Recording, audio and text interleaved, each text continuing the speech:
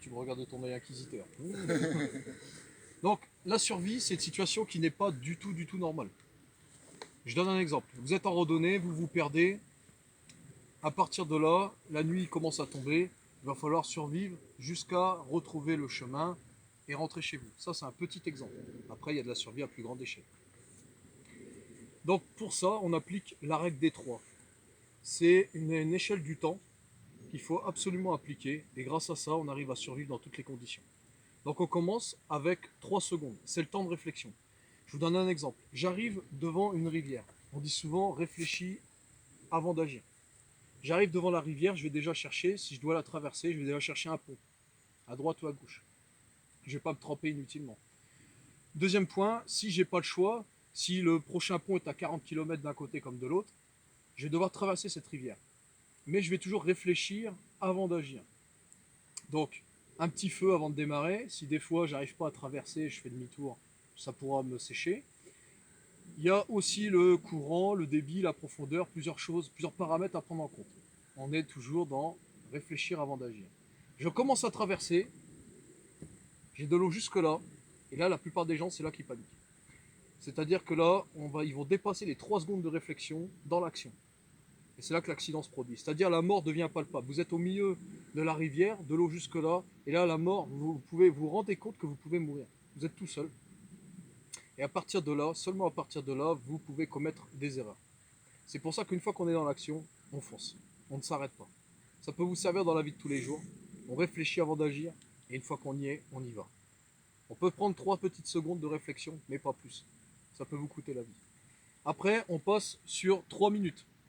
3 minutes, c'est sans respirer. Alors ça vous sert aussi dans la vie de tous les jours. C'est quelque chose qu'il faut analyser. Quand vous êtes en situation de stress, examen, rencard avec le patron, peu importe ce qu'on peut avoir, des fois on stresse. D'accord? On est soumis à un fort stress. Et en fait, si vous analysez, vous vous rendrez compte que vous êtes en apnée totale. Vous ne respirez plus. À partir de là, toutes vos constantes dans votre corps, ils s'affolent. Donc prenez le temps de respirer. Respirez, inspirez profondément, expirez.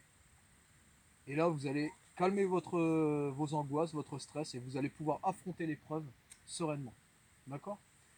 Après, donc là, 3 secondes, 3 minutes, on passe à 3 heures. 3 heures en étant mouillé. Alors, ça peut être très bien la pluie. Vous marchez, vous êtes trempé, il va falloir vous sécher. Le feu, c'est la base en survie. Mais c'est aussi des règles à appliquer le soir quand vous finissez une randonnée. Je finis ma randonnée, j'ai bien transpiré. Tout à l'heure, je vous ai vu descendre, hein, vous étiez en nage. Donc s'il faut passer la nuit dehors, à partir de là, je vais sécher mes pieds, je vais sécher mon t-shirt, je vais tout simplement me sécher entièrement, le mieux possible, pour pouvoir appréhender la nuit. Sachant qu'en survie, la nuit, c'est un enfer, quoi qu'il se passe. On la passe jamais, on n'est jamais bien. Mais on arrive à vivre jusqu'au lendemain matin. Si par contre vous ne vous séchez pas, vous pouvez tomber en hypothermie. Là, c'est plus grave. D'accord? On passe à 3 jours. 3 jours, c'est sans boire. Bien sûr, dans les conditions européennes. On est d'accord?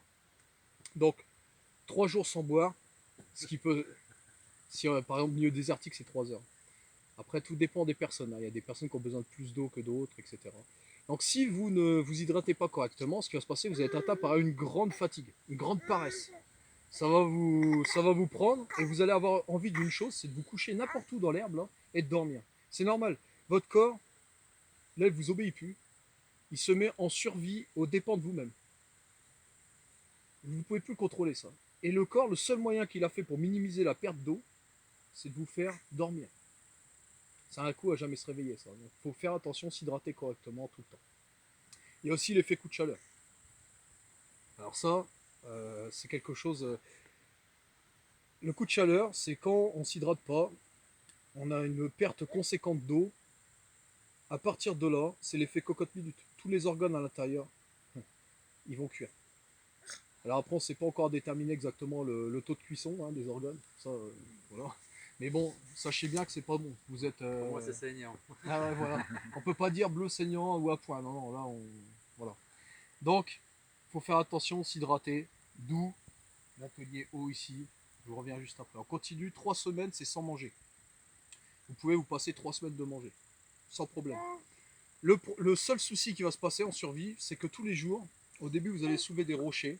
Et plus vous allez avancer dans le temps, plus en fait ce rocher va se transformer en caillou, puis en petite pierre. Et dès que vous allez faire un effort tout bête, ramasser quelque chose par terre, vous redressez, vous allez avoir la tête qui tourne. Vous allez avoir des vertiges.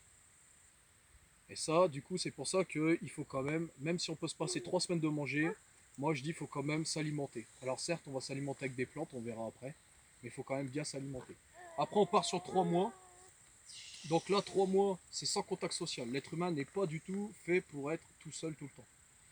Il faut parler à quelque chose. Vous avez vu le film avec Tom Hanks là, où il fait son petit ballon Wilson et à la fin le ballon il le perd. Ben, ça en fait c'est son contact social à lui. Alors ça peut être un animal, ça peut être un autre être humain, c'est mieux quand même. Mais il faut absolument causer. Alors des fois ça arrive plus tôt. On dit 3 mois c'est une moyenne. Après ça peut arriver à 2 mois chez certaines personnes. On n'est pas tous égaux là-dessus. Hein. Chacun son truc. Et après on part sur 3 ans. Mais 3 ans c'est plus de la survie, c'est de la vie. Donc ça nous intéresse pas. Voilà. Présentation de la survie terminée. Maintenant on va enchaîner sur l'eau. D'accord?